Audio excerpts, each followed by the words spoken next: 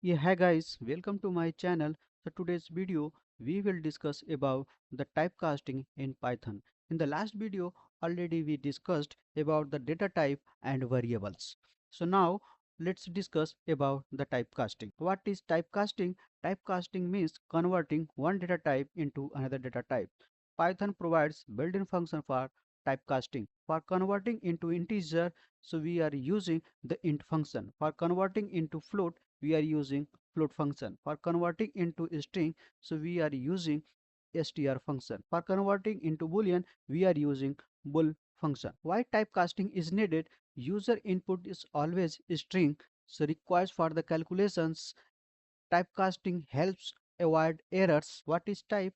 Type function is used to check the data type of a variable. Use of type for debugging purpose, understanding data types, and learning Python basics. Input and output in Python. What is input? The input function is used to take input from the user. Input always a string. For output in Python, we are using print function to display output on the screen. So I created here some scenarios and you can check. Let's run this program. Run the command python space file name type. Now you can see here the output. So how can take the input from the user? So I'm just defining here the one variable is equal to input.